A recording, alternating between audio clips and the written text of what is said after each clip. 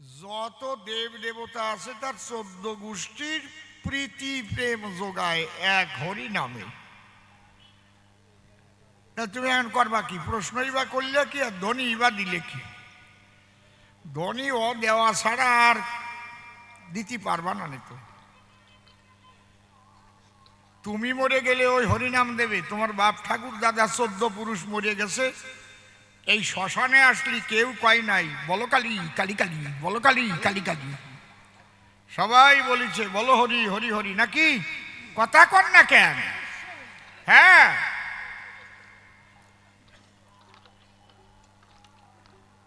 তাহলে এই শ্মশানে আসলেই তুমি ঠিক পাবা যে শেষ যাত্রার সময় কোন নাম মানুষের কানে দেয়। এই জন্যে আমি কালীকে অশ্রদ্ধা করছি না। কালীর যেখানে জায়গা আছে সে আমি বলবো আপনাদের কাছে, কিন্তু প্রথম চোট এইও হারিয়ে গেছে, নেটা এনেছে।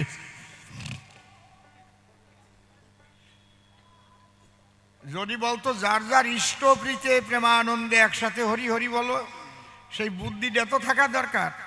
বেবদের মতো এক গল্প কইছে, তার বউয়ের নাম নাকি কি কি জানো বলছে, ছোট করে ডাকে, মনে নাই, সুচিত্রা। তার বউয়ের নাম ছোট করে ডাকিছে, ও সুচি, ওর বউ খুশি হইছে, এই তো আমি আসি। আর ভালোবাসার জড়াজড়ি নাচানাচি। আর একজনের বউ নাকি তার নাম বিচিত্রা, সে ওর কাছ থেকে শিখে বাড়ি যাইয়ে কয়, ও বিসি, কয় আয় তোরে শেষি। আচ্ছা, এইটা কি বিসির দোষ? এটা বুদ্ধির দোষ। খায় না কত, এর বিসিতে কোনো সমস্যা আছে? বুদ্ধির দোষ।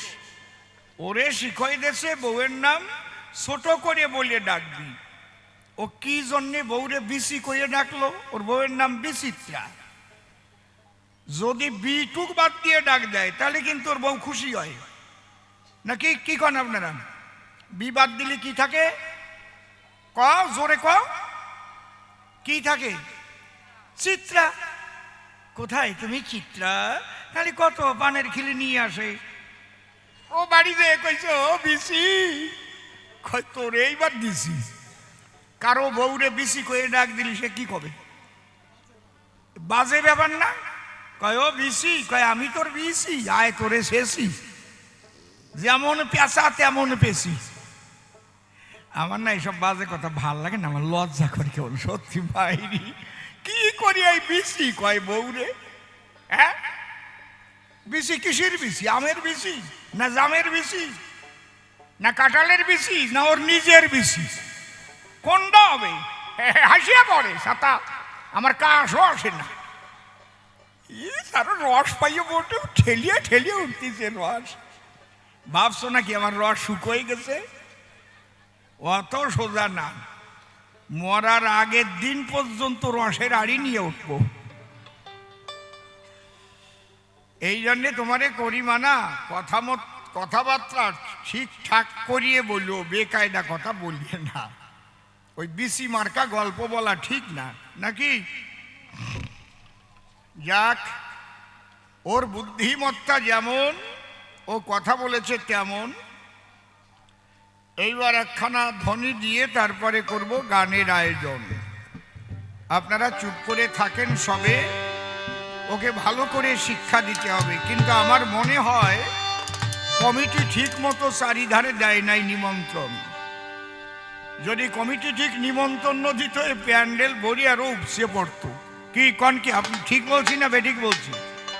ঠিক বলছি তো? ওই যে সবাই একটাই করছে, কেউ জানে না, ওই শুনিয়ে শুনিয়ে আইছে সব, নাকি? তা আমারে আনবা, একটু নিমন্ত্রণ দিবা না? হরি বল হরি বল। আমি সনাতনী ধ্বনি দেব, মনে রাখবেন। রাম ভক্ত, কালী ভক্ত, কৃষ্ণ ভক্ত, হরি ভক্ত। আপনারা ভক্ত হবেন, বিভক্ত হবেন না, তাহলে কিন্তু রক্তপাত হবে, নিজেরা দুর্বল হয়ে যাবেন। নিজেরা ঐক্যবদ্ধ থাকেন, ধর্ম রক্ষার জন্য ঐক্যবদ্ধ থাকেন। ঠিক বললাম তো নাকি? হরিবল হরিবল। জয় জয় রাধা কৃষ্ণ নিতাই গৌর রাম সীতা মাতা পিতা হরিচাঁদ গুরুচাঁদ মা মহামায়া প্রেমানন্দে হরি হরি।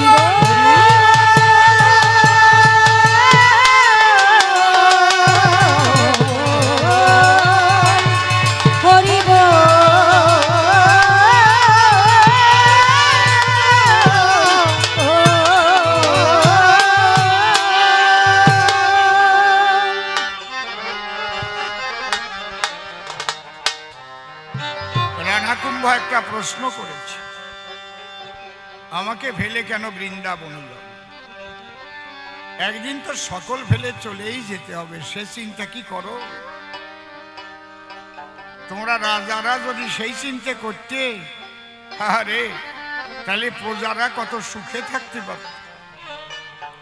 তোমাদের মতো এক শ্রেণীর রাজা যারা জনগণের টাকা মারিয়ে মারিয়ে পকেট ভরে, তারা বোঝে না যে একদিন যাবে মারা, ওই শ্মশানে ঘাটে হরিবল হরিবল বলে বিদায় দেবে। এইটুক যদি বসতো তাহলে জগতের অনেক কল্যাণ হতো। ও কেবল যাই যাই বলে উঠেছে,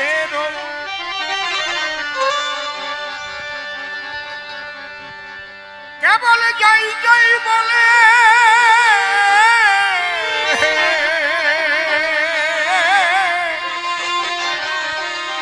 যাই যাই বলে,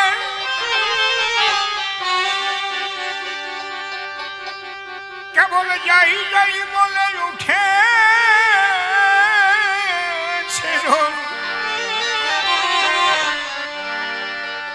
এই আকাশ বাতাস ধনিয়া,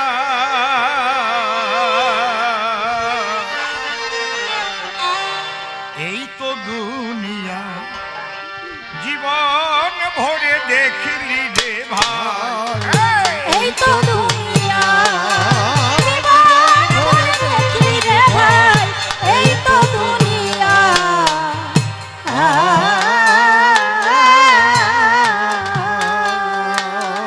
কেবল যাই যাই বলে উঠেছে, যাই যাই বলে উঠেছে, যাই যাই বলে উঠেছে রোল আকাশ বাতাস ধনিয়া, এই তো দুনিয়া জীবন ভরে দেখলি রে ভাই, এই তো দুনিয়া।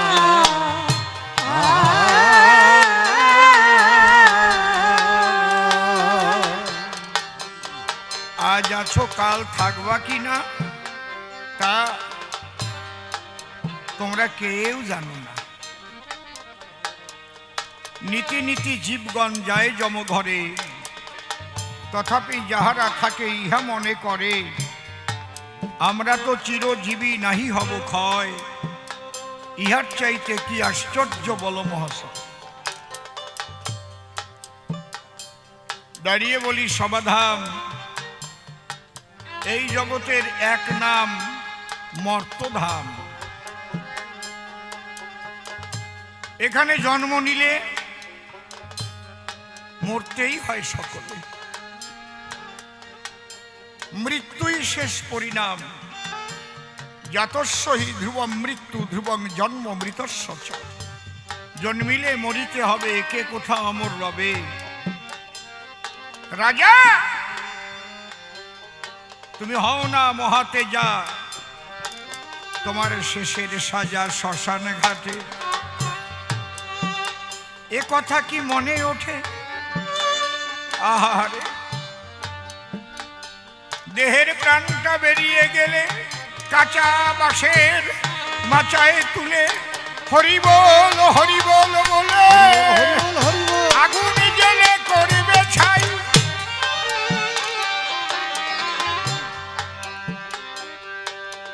মাইকেল জ্যাকসন সে মৃত্যুর সঙ্গে লড়াই করবার জন্য ডাক্তার রেখেছিল 12 জন। অলওয়েজ একটু বায়ু কম্প হলেও ডাক্তার তা টেস্ট করে দেখতো, পা দলো কেন। বুঝেছেন কি ব্যাপার? অমুক জায়গায় একটু চিন চিন করে উঠেছে, হলো কেন? 12 জন ডাক্তার, কান স্পেশালিস্ট, চোখ স্পেশালিস্ট, হার্ট স্পেশালিস্ট, হাড় স্পেশালিস্ট, লাঞ্চ স্পেশালিস্ট, সমস্ত সব স্পেশালিস্ট টাকা দিয়ে ডাক্তার রেখে দিয়েছে। বাঁচতে পারছে? কতদিন বেঁচেছে? রাজা কেউ চিরকাল থাকে না। যদি কারো মনের মধ্যে ত্যাগের উদয় হয়, তাকে তোমরা কেউ বাধা দিও না, কারণ দেখতে দেখতে দিনগুলি ফুরিয়ে গেল। ও জীবনে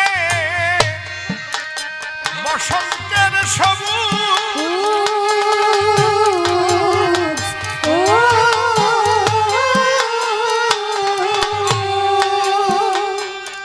ও জীবনে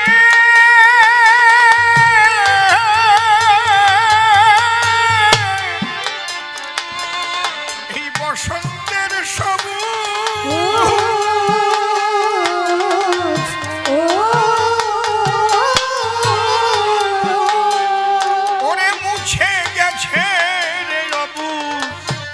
সংসারের সংঘাতে তবু হলো না তোর বুঝ, হলো না তোর বুঝ।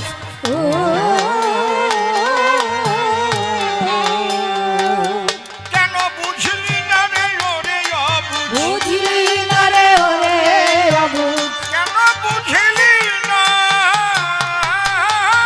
রে, কেন বুঝলি না রে ওরে অবুঝ, বুঝলি না রে ওরে অবুঝ, দেখিয়া আর শুনিয়া এই তো দুনিয়া, জীবন ভরে দেখি রে ভাই, এই তো দুনিয়া।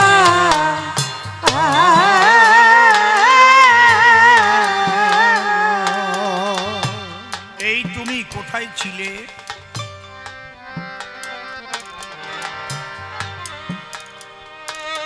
পিতার সহস্রারে বিন্দু রূপে নৈশ শান্তি নিকেতনে নারী পুরুষ দুইজনে মিলন রস আস্বাদনে হয়েছিল মিলন।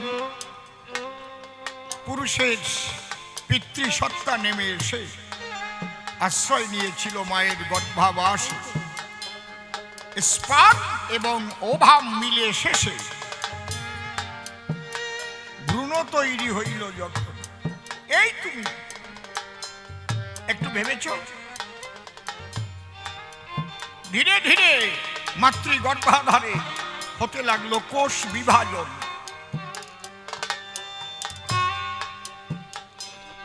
আস্তে আস্তে পূর্ণ দেহ হইল গঠন। মাস দিন যখন পূর্ণ হলো, মায়ের প্রসব বেদনায় উঠেছিল। আহারে, প্রসবের কালে কত হয়েছিল রক্তক্ষরণ। এই তুমি সেদিন তুমি শিশু ছিলে,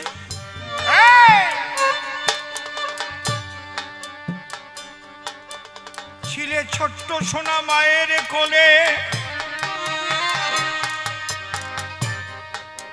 ধীরে ধীরে বেড়ে উঠলে যখন, তারপরে তোমার বাল্যকাল। হাসিতেছে মহাকাল, তোমার মানব দেহের হচ্ছে পরিবর্তন। বাল্যকাল গেল যবে, কৈশোরকাল এলো তবে, তারপরে এ দেহে পাইলে যৌবন।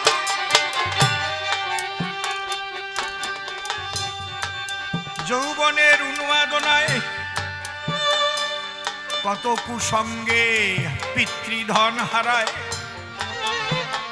একবারও ভাবে না কেন মানব হয়ে করেছিলাম জন্মগ্রহণ। তারপরে একটা নারী এনে বন্দী হয় বিবাহ বন্ধনে। ধীরে ধীরে দেহের বয়স বাড়ে,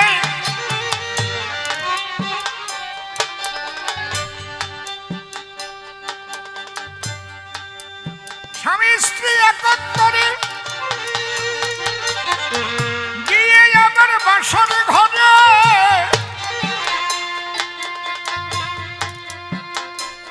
ওই মধুর রস তারা যে করে আলাপন।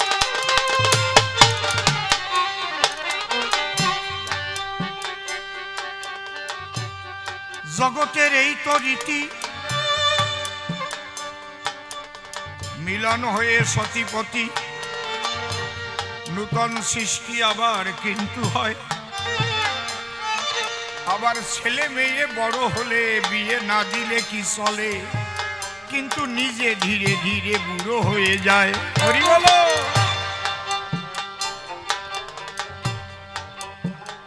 আছে আগের মতো হাত,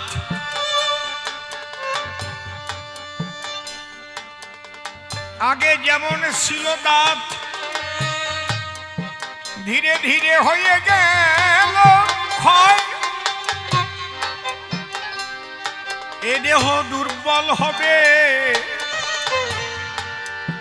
শেষে প্রাণ পাখি উড়ে যাবে। ভেবে দেখো তিলে তিলে সবই ছেড়ে যায়। তাই মহাপুরুষ মহামানব ভাবুক কবি, প্রেমিক কবি, সাধক কবি, আমার পরম শ্রদ্ধেয় দাদুগুরু প্রয়াত পাগল বিজয় সরকার মশাই গানটা লিখলেন। ও বেধে ভাঙন কুলে ঘর,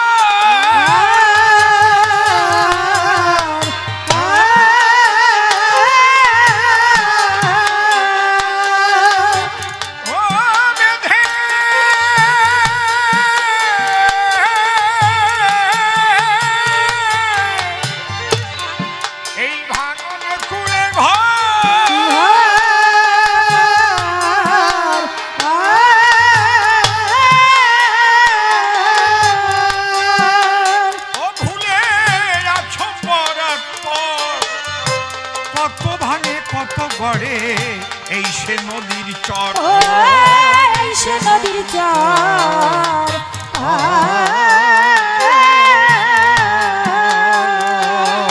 তবু জড়ায়ে আছো তার ভিতর, তবু জড়ায়ে আছো তার ভিতর, তবু জড়ায়ে,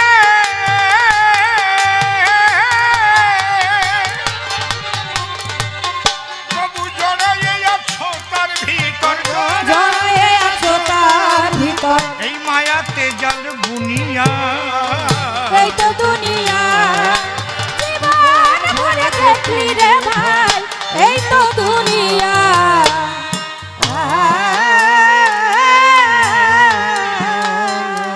ওই অসার পসারে ঘুরে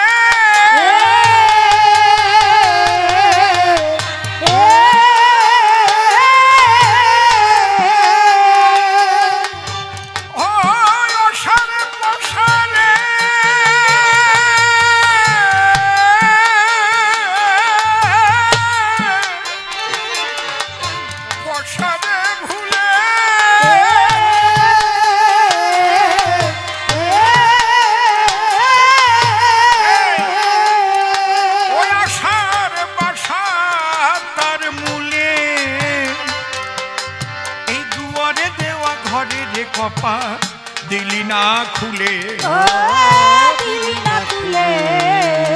আরে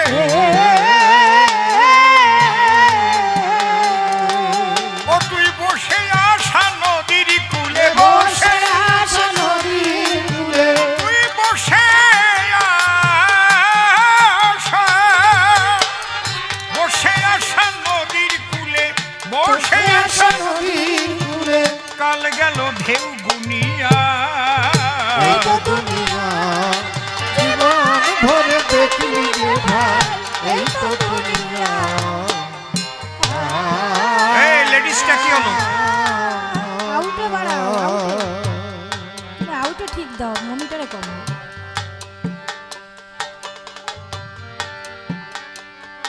ও থেকে মায়া মত্ত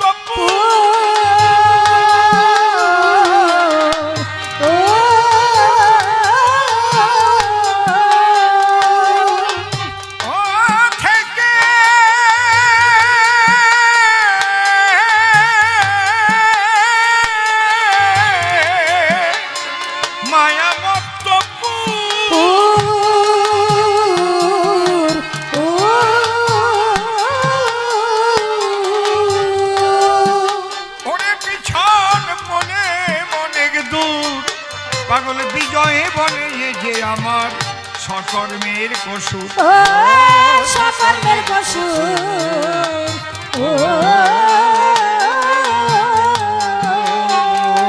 ওই উঠল কত কালের হারানো সুর কত কালের হারানো সুর উঠল কত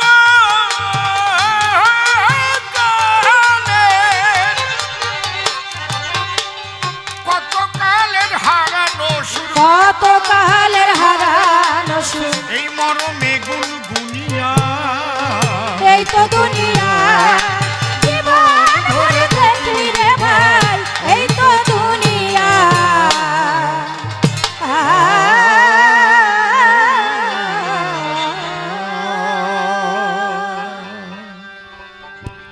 রাধা গোবিন্দের যুগল পদ্ম হৃৎ পদ্মে করে আরাধ্য শুদ্ধ চিত্তে প্রণতি জানাই সাধুগুরু বৈষ্ণব হেরি আর যত পুরুষ নারী আমার ভক্তিপূর্ণ প্রণাম গ্রহণ করিবেন সবাই। মানুষকে প্রণাম দিলে সে প্রণাম ঈশ্বরে মিলে সর্বশাস্ত্রে তাহার প্রমাণ পাই। কবি চণ্ডীদাস যিনি উচ্চকণ্ঠে বলেছেন তিনি সবার উপর, মানুষ সত্য তাহার উপর নাই। স্বামী বিবেকানন্দ একই কথাই দিয়েছেন আনন্দ, উচ্চকণ্ঠে ঘোষণা করেছেন বিশ্ব চরাচর বহুরূপে সম্মুখে তোমার ছাড়ি কোথা খুঁজিছ ঈশ্বর, জীবে প্রেম করে যেই জন সেই জন সেবিছে ঈশ্বর। ঠাকুর ভবা পাগলা আসি বাজাইলেন মিলনবাসী, বললেন সবার পাশাপাশি আমি মানুষ ভালোবাসি, আমি মানুষ ভালোবাসি, কোনো তীর্থের নাই প্রয়োজন গয়া গঙ্গা কাশী, আমি মানুষ ভালোবাসি। সেই মানুষের পদনখরে প্রণাম করি করজোড়ে, এই মানুষে যদি কৃপা করে কৃপা করবেন আমার কৃষ্ণকাল শশী। বন্দনার ভাব করে শেষ বক্তব্য করিব পেশ, সবিশেষ সবার মধ্যেই জানাই নিবেদন। আজকের যে কবিগান বসে আছেন জ্ঞানবান, কালীতত্ত্ব কৃষ্ণ তত্ত্বের সমাধান করিতে শ্রবণ। বিপক্ষের কবি যিনি, যদিও আমার ছাত্র নির্মল তিনি, স্বনাম সে করিয়া বর্জন, নির্মল নাম দিয়ে ছেড়ে রানা কুম্ভ নাম ধরি আমাকে মীরাবাইয়ের ভূমিকা করেছে অর্পণ। তবে আমাকে করেছে মীরাবাই, মীরার ভক্তির লেশমাত্র আমার মধ্যে কিছু নাই, শুধু হয়তো একটু কবি গান গাই করিয়া ভ্রমণ। যার নাম ছিল মীরা, কৃষ্ণ প্রেমে অধীরা, আমি তাকে করিয়া স্মরণ, তার উপরে দিলাম ভার, তারে করলাম কর্ণধার। মীরা তুমি এবার গ্রহণ করো আমার হৃদয় আসন। এইবার তার উপরে ভার দিয়া আমি তার ভূমিকা নিয়া কৃষ্ণ কথা করব আলাপন। অসীম সরকার যাজ্ঞে মোরে, মীরা এসে ঢুকুক অসীমের ভিতরে, সেই ভার আমি দিয়ে তারে হবে আলাপন। মনের কথা খুলে কই, আমি এখন আর অসীম সরকার নই, আমি নাস্ত একটা পুরুষ মানুষ যদিও হই, নারী মীরার ভূমিকা আমি করিলাম গ্রহণ। আজকে ভূমিকাতে আমি নারী, পরনে আমার নাই ব্লাউজ কিংবা শাড়ি, আমি একদম ধুতি আর পাঞ্জাবি পরি দাঁড়ালাম এখন। একে বলে কাব্যের অভিনয়, যে করতে না পারে সে কবি নয়। সবিনয় তাই করি নিবেদন, যে ভূমিকায় যখন আমরা থাকি সেই ভূমিকা নিয়েই বকি, এর মধ্যে দিয়েই আপনারা আনন্দ অনুভব করেন ভক্তগণ। তাহলে প্রথম প্রশ্ন গেল করে, তুমি জবাব দাও আমার ধারে। তোমাকে বিয়ে করে নিজের ঘরে করলাম আনায়ন, কুলদেবতা আমাদের ছিল কালী, তুমি প্রণাম দেও নাই কান খালি খালি, কালীকে কেন তুমি করিলে বর্জন? আমি উল্টাইয়ে প্রশ্ন করি তোমার ধারে, আমি তো প্রণাম দেবার জন্য গেছিলাম দ্বারে, কালী হাত দিয়ে আমারে মানা করে, তুমি আমাকে প্রণাম করুন হওয়ার পর। কালী আমায় ডেকে কয়, আমার স্বামী ভোলা মৃত্যুঞ্জয়, সে সব সময় হরিনাম কৃষ্ণ নাম করিয়ে বেড়ায়। তা কি জানো না বিলক্ষণ? সোনার কাশি ত্যাগ করে মনপ্রাণ এক করে ওই যে শিব ত্রিশূল ধরে ডম্বুরা বাজায় সর্বক্ষণ, প্রেমানন্দে বলে হরি ঘরে ওই ত্রিপুরারি, শ্মশানে মশানে বাস করে সর্বক্ষণ। তোমার কাছে খুঁড়িয়ে খোঁজ, কালী বলে আমি কি তোমার মতো অত বড় বৈষ্ণবী হই? কারণ ভাব আছে 5 প্রকার, কাণ্ড বড় চমৎকার, সেই কথাটা আগে খুলে কই। শান্ত দাস্য সখ্য বাৎসল্য মধুর যারে কয়, পঞ্চভাব ব্রজধামে বুঝিবার বিষয়। শান্ত ভাবের ভাবুক যারা, শান্ত হয়ে তাদের সাধনার ধারা। আর যখন সাধনা করিয়ে তারা ইষ্ট দেবতার দর্শন পায়, তখন তার সেবা করে, দাস্যপ্রেম বলে তারে। এইবার শান্ত দাস্য গেলে পরে তার উপরে সখ্য ভাবের হয় উদ্দীপন, তারপরেতে যখন যায় বাৎসল্য ভাব তারে কয়, একদম ঊর্ধ্বে কান্তা প্রেমের পর্যায়ে শোনো দিয়ে মন। তাহলে আমরা শিব আর কালী, তোমার প্রণাম নেই নেই কেন, এমনি এমনি খালি খালি? কালী আমারে করছে, ওর শোনার মতো ওর যোগ্যতা আছে, আমারে কালী করছে, আমি শুনতেছি, তুমি না শুনলি তা আমি করবো কি? কি গোসাইটা, আমি তো প্রণাম দেওয়ার জন্য দাঁড়াইছি, আমি হাত বাড়াইছি, হঠাৎ আমারে মানা করে। কেউ যদি প্রণাম দিতে মানা করে, প্রণাম দিতে নাই ওই সময় তারে ও বোঝে। অনেকে এসে দেখবেন আমাদের প্রণাম করতে আসে, আমি আসি অন্যভাবে, ও প্রণাম দেবেই দেবে, ঠাসিয়ে বলে দেবে, ওতে ঘোড়ার ডিম হয়। আমার মনটা তো তোমার দিকে থাকতে হবে, যোগযুক্ত হয়ে তোমাকে একটা ঈশ্বরের কাছে তোমার জন্য প্রার্থনা তো করতে হবে। আমি আসি অন্য চিন্তায়, আসি হাত দিয়েই পায়, একবার ভালো আছেন তো, আপনাকে বাড়ির ধারে আমাকে বাড়ি ছিল, কয়ে প্রণাম দেওয়াটা দিল, ওই প্রণামে কাজ হয়।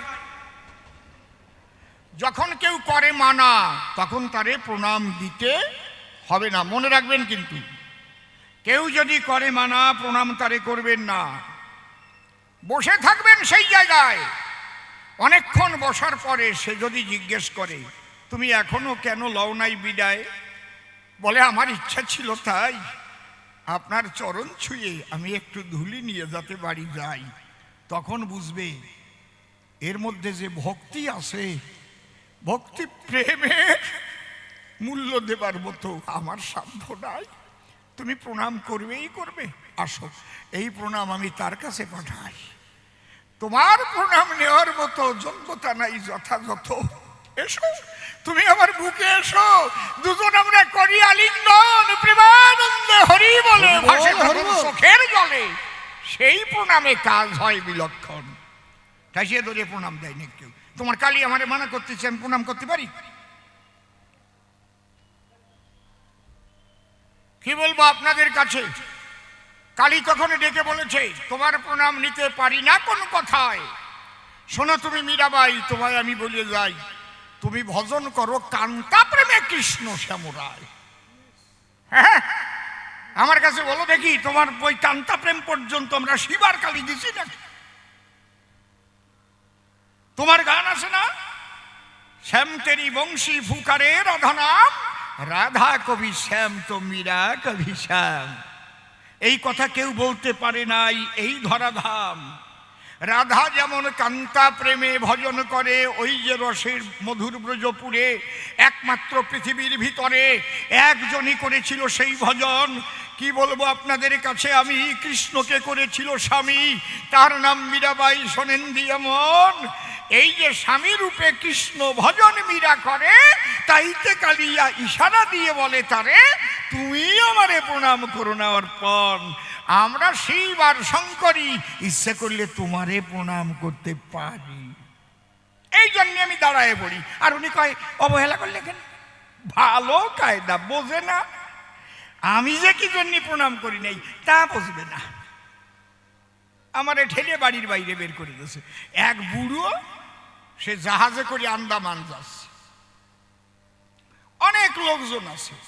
আন্দামান জাহাজ বোঝেন তো, সাগরের ভিতর দিয়ে যখন চলে কি শব্দ সাগরের জলে, হ্যাঁ, বড় বড় ঢেউ তোলে, সেই ঢেউ আবার মাথা ভেঙে পড়িয়ে যায়। ওরে বাবা, দেখার বিষয়। কি বলবো, সভা তটে দূর থেকে মনে হয় সাদা সাদা ফুল ফোটে, বুঝেছেন?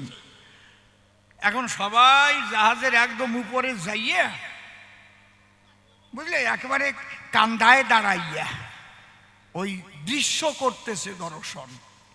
হঠাৎ একটা ছোট্ট ছেলে পড়িয়ে যখন গেছে জলে, অমনি চিৎকার করছে সকলে, হায় হায়, ছেলেটা বাঁচবে না এখন। দেখলো এক বুড়ো দাদু ওনারে উদ্ধার করবার জন্য ঝপাত করে পড়ে গেল। এই সময় জাহাজে স্পিড বোট ছিল, 2-3খানা স্পিড বোট ছুটিয়ে গেল, ওই বুড়ো আর ওই শিশুটাকে উদ্ধার করে নিয়ে এলো। তখন একটা মিটিং বসলো, দেখো আমরা এত যুবক থাকতে জাহাজের পরে একটা ছেলে গেল জলে পড়ে, আমরা সাহস করে কেউ কিন্তু ওই সাগরে ঝাঁপ দিয়ে ছেলেটাকে বাঁচাতে যাই নাই। একটা বৃদ্ধ মানুষ যদিও হয়, জীবনের মায়া ত্যাগ করে সে ঝাঁপ দিয়ে সন্তানটাকে বাঁচাতে চায়। আমরা টাকা তুলে এ সময় ওনারে কিছু পুরস্কার করিব অর্পণ। এটা ভালো কথা। এইবার সব টেবিল পাতা হয়েছে, চেয়ার পাতিছে, সবাই বসতেছে, বক্তব্য রাখতেছে, বুড়োরেও বসতেছে। বন্ধুগণ, আজকে আমাদের এই বৃদ্ধের থেকে শিক্ষা নেওয়া উচিত। যদি কেউ পাশে বিপদে পড়ে, সেই বিপদ থেকে রক্ষা করতে হবে তারে। আজকে আমরা যুব সমাজ যদি ঘুম পড়ে এইভাবে থাকি সর্বদাই, অন্তর দিয়ে দেখেন ভেবে, তাহলে আমাদের বিরাট ক্ষতি হয়ে যাবে। তাই দাদু ভাই ঝাঁপ দিয়ে আমাদের সেই শিক্ষা দিয়ে যায়। তাইতে বলি সবার ধার দাদুকে দিতে হবে একটা পুরস্কার। হঠাৎ বুড়ো উঠে দাঁড়ায়, কয় দাঁড়াও, পুরস্কার পরে নেবানি। কেন, কি হয়েছে? কয় আগে খুঁজিয়ে বার করো, আমার ঠেলা দিয়ে কিনা ফেলায় দিছে। আমি যাবানে এই জলের মধ্যে ঝাঁপ দিতি, সব মাটি। আগে এই কয়েকজনের মধ্যে খুঁজিয়ে বের করো যে আমার ঠেলা দিয়ে জলে ফেলালো কিনা। হ্যাঁ, ওই অবস্থা না।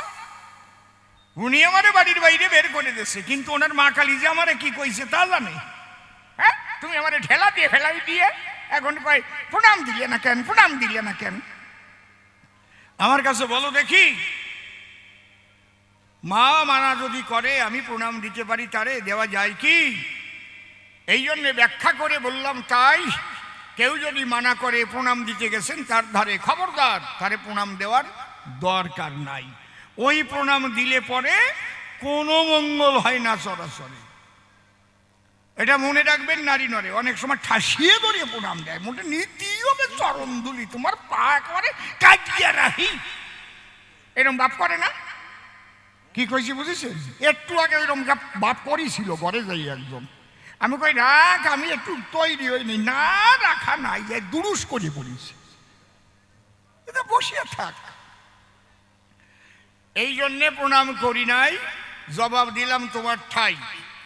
তুমি না বুঝে আমাকে তত্ত্ব না খুঁজে বাড়ির বহিষ্কার করিলে কি কারণ?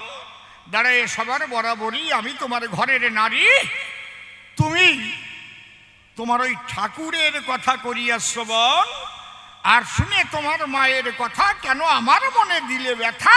তাহলে আমরা বিয়ে করে আনলে কি কারণ? আমার কি কোনো অধিকার নাই? হ্যাঁ, আমার বাবার কাছে তুমি কি বলে আনিস? এইভাবে বাড়ির বাইরে ঘর বারবার যদি আমার নিয়ে আইসো, আর কয় কি আমার দ্বারা একটু শোলো না, মিটিয়ে কথা কলো না, চোখাচুকি হলো না। কি করি হবে যে পরের কথা শুনিয়ে নিজের বউরে বাড়ির বাইরে ঘর বানিয়ে দেবে, তার আবার চোখাচুকি কি করি হবে? কথা কতি দেবে না মোটে। আমার তো কত ইচ্ছা ছিল রাজার মতো স্বামী হলো, জাগতিক জগতের স্বামী, তারে কত ভালোবাসবো আমি। উনি আগের চেয়ে আমার ঠেলিয়ে বাড়ির বাইরে বের করে দিয়েছে। কন আপনারা কন, আমার কি ইচ্ছা ছিল না যে আমি একটু ওনার সাথে টুটু টুটু হাসিয়ে পড়ে কথাই কতি যায় না। আর উনি কয় ওনার দ্বারে বলে মীরাবাই যায় না। যাওয়ার সুযোগই তো তুমি আমারে দিলে না। তখন যদি যাবার সুযোগ দিতে, তুমিও আমাকে এক বাসরে পেটে তোমার হিতে তোমার কর্ণকুহরে আমি কৃষ্ণ নাম শুনাতাম সর্বক্ষণ। তুমি কি করলে? পরের কথা শুনে তারাই দিলে। পরের কথা শুনে না বেশি সিদ্ধান্ত নেওয়া ভালো না, শোনা কথা ভালো না। কব একটা গল্প মনে পড়েছে, কব না? থাক কব না, সবার শুনতে ইচ্ছে করতেছে না। কব জোরে কও, কব। বাবা বাবা বাবা, আমারে মানা করিয়ে দেখো তো আমি না কইয়ে যাই নাকি। আমি তো ভাবলাম তোমাকে গরজ কেমন। ভারী একটা কায়দা। একজন নূতন বিয়ে করেছে, নূতন বিয়ে করার পরে স্বামী স্ত্রী কেমন ভাব জাগে ভিতরে, এটা কি বলিয়ে বুঝাবার দরকার পড়ে? যার যার তার শেষে বুঝিয়ে নেন গিয়ে। কিন্তু ওদিকে ওর বউডার মা, মানে ওই স্বামীর শাশুড়ির একটু শরীর খারাপ হয়েছে, তা বাপের বাড়ি, বউ বাপের বাড়ি গেছে। নতুন বউ, মাস দেড়েক বিয়ে হয়েছে। এখন বাপের বাড়ি যাইয়ে 10-15 দিন হয়ে যাচ্ছে। জানেন যত জ্ঞানবান, নূতন বিয়ে যত হোক, তবুও মা বাবার প্রতি তো একটা থাকে টান, নাকি থাকে না? কি সত্যি কথা না? মার যদি শরীর খারাপ হয়, মনটাও তখন খারাপ হয়ে যায়। এখন স্বামী চিন্তা করে 10-12 দিন ধরিয়ে ওর বাপের বাড়ি থাকে কিসের তরে, বুঝছে না, দাঁত কিটিমিটি করতেছে, বোঝে না কেনটা আমি কব না, তোমরা বুঝে না। এখন ওর আজ বলদা চালাক একটা বাই আছে, আজ বলদার মধ্যে আবার একটু চালাক, আজ বলদা চালাক। তা ও ডাক দিয়ে কয় তার কাছে, কি দেখিস না মা একা একা তিল উঠিছে, সব কিছু সব একা কাজ করতেছে, থালা বাসন ধুচ্ছে, তোর বৌদি কবে বাপের বাড়ি গেছে, একটু মার প্রতি কি তোদের দরদ হয় না? ওরে নিয়ে আসতে পারিস না, যদি মার দিক তাকানো যায়। ওনার তা কবে না। বাবা তখন ঠিক পাইছে, ডাক দিয়ে কয় ছেলেটার কাছে, এই খোকা, ছোট খোকা, কি কথা মান, তোর বৌদির বাড়ি আন। তোর বড়দাদা কইছে তোর মার খুব কষ্ট হইছে, যা। ছোট ভাই বলছে তাহলে যাই।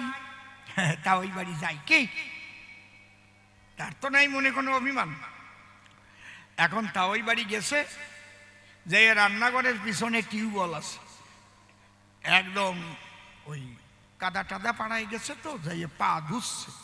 এই টাইমে দেখবেন যদি বেশি দিন ওই মেয়েরা যায় বাপের ঘরে, তারপরে কোনো কোনো সময় ঝগড়াও করে, বেশি দিন কিন্তু টিকতে পারে না। বিয়ে হওয়ার পরে যাই যে অনেক দিন থাকবা, এর মধ্যে ওর মা আর ওর মাইয়া ঝগড়া বাঁধাইছে রান্নাঘরে। রান্নাঘরে ঝগড়া বাঁধাতে ওর মা বলে ফেলিছে, রাড়ি তুই বাড়ি যা, বিয়ে হয়েছে তোরে ডাকিয়ে আনছি বলে তুই একেবারে আমার পাইয়ে বসেছিস, যা রাড়ি তুই বাড়ি যা। ও শুনিছে, ওই মা বৌদিরই রাড়ি কইছে, ওই যে বলদার মধ্যে একটু চালাক, রাড়ি মানে যে বিধবা, ওরাও ঠিক পাইছে। ওই শুনে ভাবছে তাহলে তো বৌদি বিধবা হয়ে গেছে, এ বৌদির আর নেওয়া যাবে না। শুনিয়া আর বাড়ির ভিতরেও যায় নাই, ওখান থেকে ফিরে গেছে রে ভাই। বাড়ি যাইয়ে বুট হয়ে শুয়ে পড়ে কাঁদতেছে। ওর দাদা কয় কি হয়েছে, তোর বৌদিরে আনিস নাই? বলবে আনবো কি করে, আনার মতো পরিস্থিতি নাই। তো কি হয়েছে তা তো কবি আমার কাছে, তোরে পাঠালাম। কি কব, কি কব নাকি? হ্যাঁ, তোর বৌদির কি হয়েছে? বৌদি বিধবা হয়ে গেছে। আমার বউ আমি বাঁচিয়ে রয়েছি, আমার বউ বিধবা হয় কি করে? তুমি তো এই বাড়ি বাঁচিয়ে রয়েছো, ওই বাড়িতে বিধবা হয়ে গেছে তা তুমি জানো? ও ভাবতেছি কোন বলদের বলদে, আমি বাঁচিয়ে থাকতে আমার বউ বিধবা হয়। দেখো বেশি আজে বাজে কথা কবা না, আমি না শুনে কই নেই। তোমার তে আমার তে তোমার শাশুড়ি কি কম বোঝে, বয়স্ক মানুষ, সে নিজেই কইছে রানী তুই বাড়ি চলিয়ে যা। আমি নিজের কানে শুনেছি, মা ওই মা নিজে বলিছে, তারপরে আমি চলে আইছি। আমি কি ভুল করেছি, বৌদি বিধবা হয়ে গেছে। তোর একে সরে দাঁত ভাঙিয়ে দেবারে ভাজির কোথায়।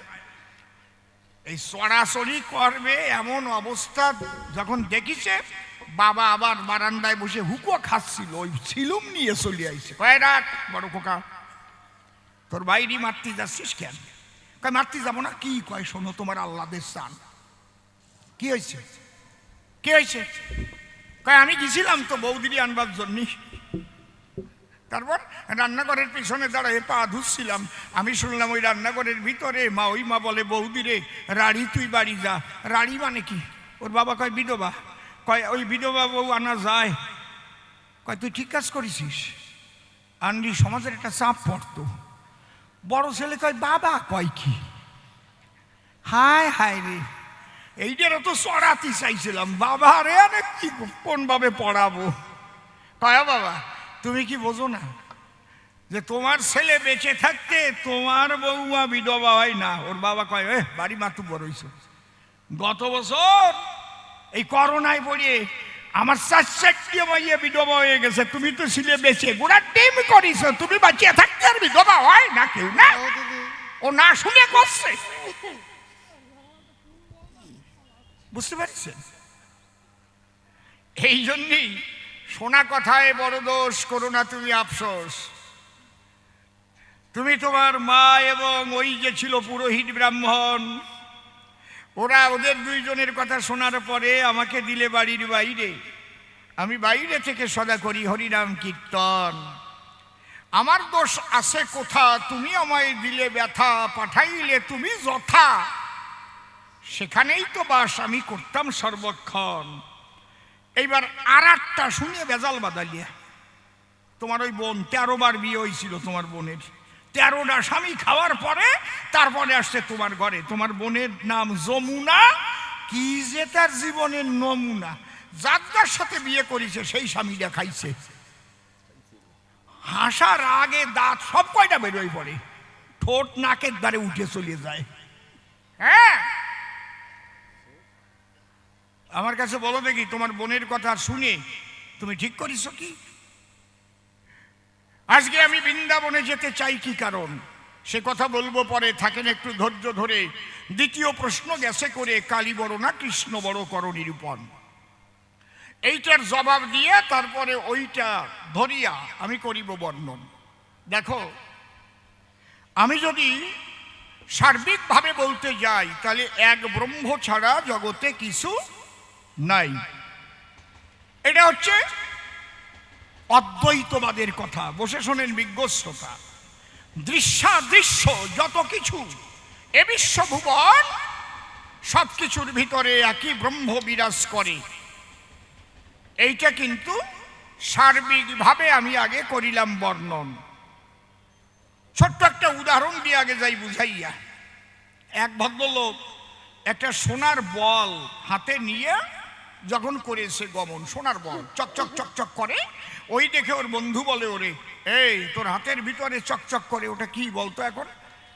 কই বুঝিস না, সোনার বল।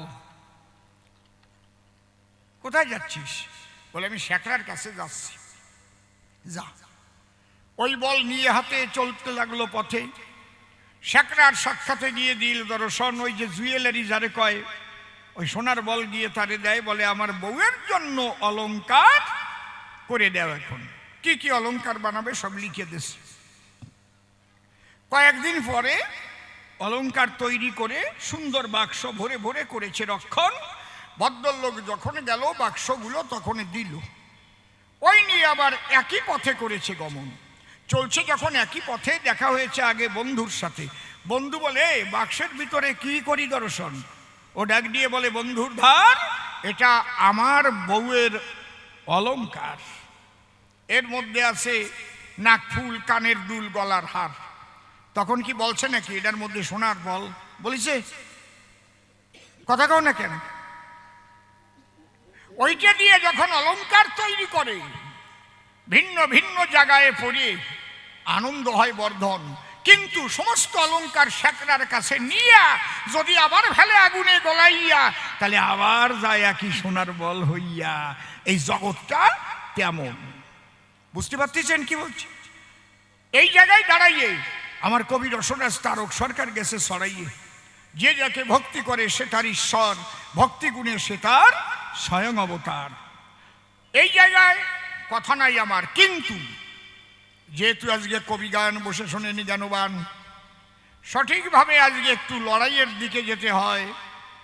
দাঁড়াইয়া সভা কক্ষ সে যখন নিয়েছে কালীর পক্ষ, এই জায়গায় দাঁড়াইয়ে বললাম, কৃষ্ণের চাইতে শ্রেষ্ঠ কেউ নাই এই বিশ্ব বসু ভাই।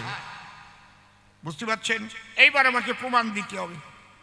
বললে কি হবে? মানুষ মেনে নেবে? ঈশ্বর পরম কৃষ্ণ সচ্চিদানন্দ বিগ্রহ অনাদিরাদি গোবিন্দ সর্বকারণে কারণম এতে চাংশ কলা পুংস কৃষ্ণস্তু ভগবান স্বয়ময়ম ইন্দ্রাদি বেকুলং লোকং বিরয়ন্তি যুগে যুগে। আমি কথা বলবো যোগে জাগে ভাগে ভাগে, কথাগুলো কিন্তু আমার রচনা নয়।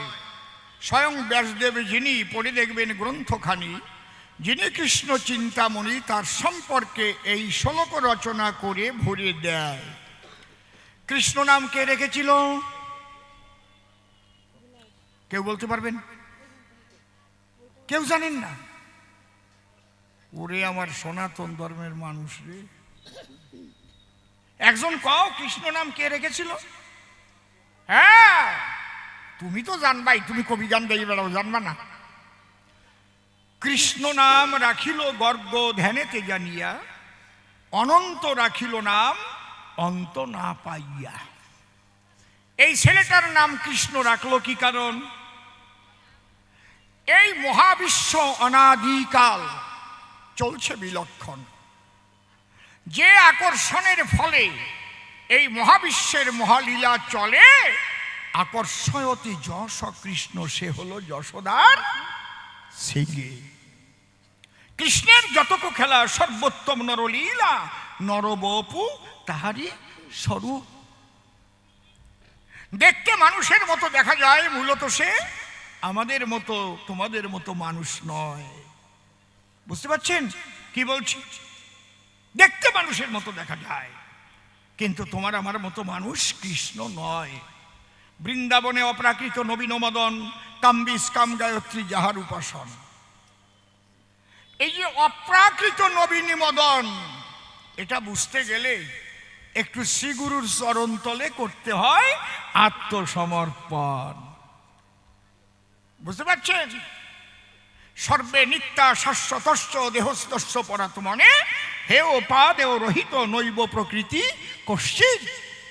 মনে হয় রক্ত মাংসের শরীর দেখা যায়, কিন্তু মূলত ওই শরীর রক্ত মাংসের নয়।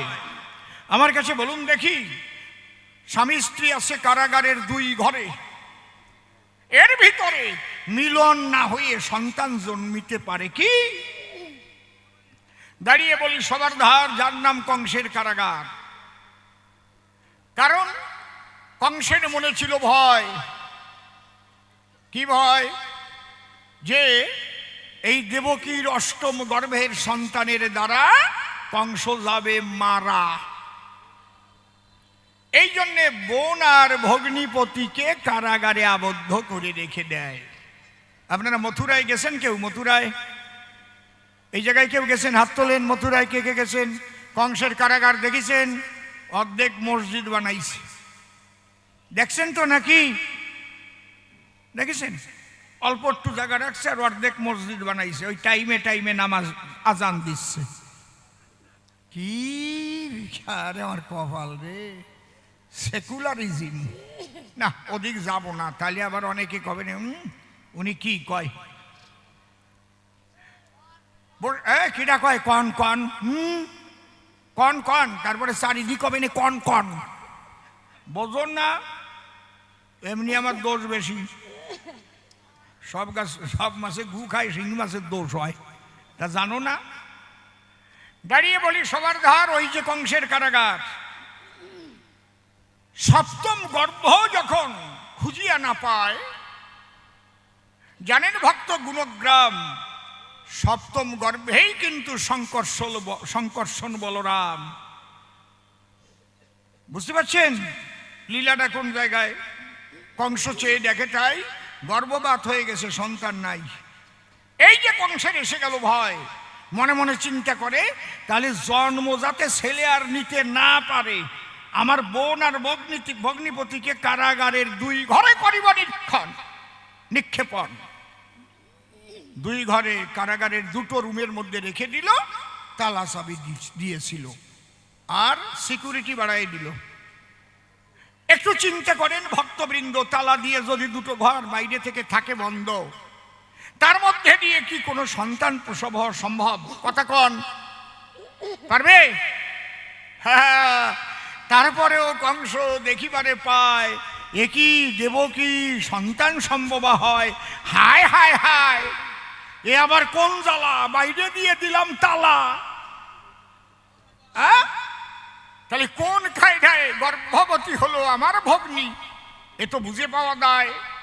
গর্ভবতী হয়েছে ভগ্নী, কংসের জ্বলেছে তখন ক্রোধ অগ্নি, আরো বেশি করে সিকিউরিটি দিল দরজায়। এ কিন্তু মা বাবার যে স্পার্ম ওভামে মিলনের দ্বারাই দেহ তৈরি হয়, সে দেহ নয়। জানেন যত জ্ঞানী দলে পড়ে দেখবেন ভাগবত খুলে, একে বায়ু গর্ভ বলে। ওই বায়ুতেই পেটটা উঠেছে ঠেলে। যখন মাস দিন পূর্ণ হলো, সেখানে স্বয়ং ভগবান আবির্ভূত হয়েছিল। বুঝতে পারছেন নাকি? ওই রকম ওই নাড়ি কাটাও লাগে নাই, রক্তক্ষরণ হয় নাই। অন্তরে করুন ধারণা, যারা ভগবান জগতে আসে, খুলে বলি সবার পাশে, তাদের নাড়ি কাটা লাগে না। যে কয়জনের নাড়ি কাটা লাগবে সে কোনোদিন অবতার হবে না ভবে। এইটা অবতার সেনার একটা একেবারে এর চাইতে বড় চিহ্ন আর আপনি জীবনেও শুনতে পাবেন না। অবতার যখন করবে অবতরণ কোন নারীকে, সে কিন্তু মা করে আসবে বিলক্ষণ, কিন্তু ওই নারীর বায়ুগর্ভ হবে, জেনে রাখেন সবে প্রসব হয়ে যাবে, কিন্তু নারীর সঙ্গে যুক্ত থাকবে না। তখন বোঝা গেল? এইভাবে যখন প্রসব হলো, তখন ওই জন্ম নিয়েই কথা বলতে লাগলো। বাবাকে বলল, তুমি আমাকে এখনই নন্দালয়ে রেখে এসো। বসে শোনেন ভক্ত সমুদয়। তখন দেখে 2টো তালাই খুলে যায়। ওই যে তালা দিয়ে কংস রেখেছিল যে জায়গায়, 2টো তালাই খুলে গেছে দরজা। বসুদেব এসে তখন ওই বাচ্চাকে কোলে করে নিয়ে, আর সমস্ত দেখে দরজায় গিয়ে সমস্ত সিকিউরিটি ঘুমাচ্ছে নাক ডাকিয়া। যোগমায়ার প্রভাবে প্রভাবিত হলো সিকিউরিটি সবাই তখন ঘুমাইয়া ছিল। কায়দা কত, তোমার কালি কিভাবে হইছে তুমি কবা, আজকে না কতি পারলি ঠিক বাবা, কি খালি আমার কালি বড়, আমার কালি বড়, এ কলি কাজ হয় না। বসে শোনেন নারী নরে নিয়ে ছেলে মাথার পরে, ঝড় বৃষ্টি এত ঝড়ে, তার মধ্যে দিয়ে যমুনার পাড়ে গিয়ে যখন দাঁড়ায়, বসুদেব দেখে তাই ওপার যাওয়ার উপায় নাই, খেওয়া যদি না পাই যাব কোন কায়দায়। হঠাৎ যোগমায়া কি করিল, শিগালিদি বের ধরিল, খপ খপ খপ খপ করে যমুনার জলের মধ্যে হাঁটা দিল। বসুদেব করে দর্শন, একটা শিয়াল যদি হেঁটে যেতে পারে আমি কেন দাঁড়াই আছি পারে। ওই সন্তান নিয়ে ক্রোড়ে জলের মধ্যে নামিল। তখন যেই নামলো যমুনার জলে খপাত করে পড়ে গেল কোলের ছেলে। এ জায়গা হলো আরেক লীলে, ওটা আমি আর করব না বর্ণন। তারপরে যখন হাতে উঠলো ওই সন্তান নিয়ে নন্দালয়ে গেল। ওখানে কিন্তু যশোদার একটা কন্যা সন্তান করেছিল জন্মগ্রহণ। যখন এই ছেলেকে ওই মেয়ের কাছে রেখে দেয়, কি দেব পরিচয়, আর ওই মেয়ে নিয়ে হইল বিদায়। গিয়ে তখন আবার ওই কারাগারে ঢুকে যায়। যোগমায়ার প্রভাবে যেমন তালা, সব তালা বন্ধ হয়ে থাকলো সেই জায়গায়। কংস এলো ভোরে ভোরে, গিয়ে তখন দেখতে পারে তখনও ওই সিকিউরিটিরা নাক ডাকিয়ে ডাকিয়ে ঘুমাচ্ছে দাঁড়ে। তোরা করতেছিস কি? তোকে এই জন্য এই জায়গায় রাখছি, পাছায় বাড়ি মারতেছে। ওরা উঠিছে, কি হয়েছে? ওই কি হয়েছে? এই এখন কংস চেয়ে দেখতে পায় ছেলে না মেয়ে হয়। ওটার তো ধরে নিয়ে আয়, বলা যায় না কোনটায় কি হয়, কি কিসে কি হয় কোয়া যায় না। একজনের পেট গরম হয়েছে, পাগল বিজয় সরকারের কাছে গেছে, ডাক দিয়ে কয় সরকার মশাই পেট গরমের কোনো ওষুধপত্র আছে? পাগল বিজয় কয় তুই কথা নিবি, এক্ষুনি একটা কচি ডাব পাড়িয়ে নগদ ডাব ওই দিয়ে জলটা খাবি, যা ঠান্ডা হয়ে যাবে। কয় ও রে বিজয় সরকার, আমার পেট গরম হয়েছে কেন এইটা আগে শোনা দরকার। কি জন্য? কয় ইলিশ মাছ খাইছিলাম। কথা কি হয়েছে? তো ডাব খা। কি রকম বিধান দিচ্ছেন? ইলিশ মাছ 50 হাত জলের তলে বাস করে, তাই হয়েছে পেট গরম। আর ওই ডাব 50 হাত গাছের উপরে রয়েছে, ওই খাইয়ে হবে না, আমার পেট ঠান্ডা।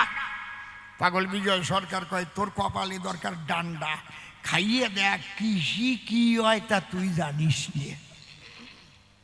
কংস তখন ডেকে কয় এই মেয়েকে যে কি হবে তা তো বলা বিসংজ্ঞায়, নিয়ে আয়। ওই মেয়েকে বার করে কংস তখন হাতে ধরিয়ে মারবার জন্য যখন আছাড় মারে, যোগমায়া উঠে গেল উপরে। কি বলে গেল? কি বলে গেল? তোমাকে বধিবে যে গোকুলে বাড়িছে সে, দেখ কেমন লাগে। কায়দা এই হচ্ছে কৃষ্ণলীলা। আমি বলি সভাতলা, সেই কৃষ্ণের ঊর্ধ্বে এ বিশ্ব কেহ নাই। কালীর কথা যদি বলি দাঁড়াইয়া সভাতলি, কালী কোথার থেকে সৃষ্টি হলো এর জবাবটা আমি রানা কুম্ভের কাছে চাই। কি আমি অন্যায় করলাম নাকি? কৃষ্ণের জন্ম কথা দিয়ে গেলাম বক্তৃতা। ওই যে দেখি কালীমাতা কোথা হতে করেছিল জন্মগ্রহণ, কেনই বা প্রকাশ হলো আমার কাছে খুলে বলো, কেনই বা শিবের বুকে দাঁড়াইল, এটাও তোমার কাছে করিব শ্রবণ। যাক তবে এসব কথা আর দেব না বক্তৃতা, এবার করি একখানা সঙ্গীতের আয়োজন।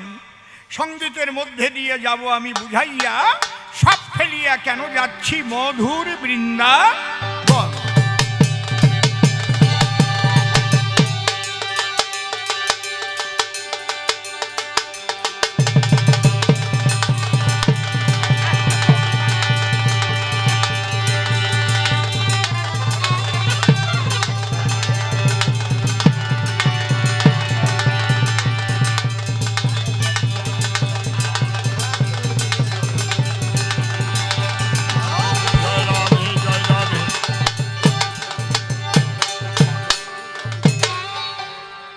এ দেশ তোমার নয় রে বন্ধু, এ দেশ তোমার নয়, দুদিন পরে কোথা যাইবা। একটু রিভাইভ আছে তো? দুদিন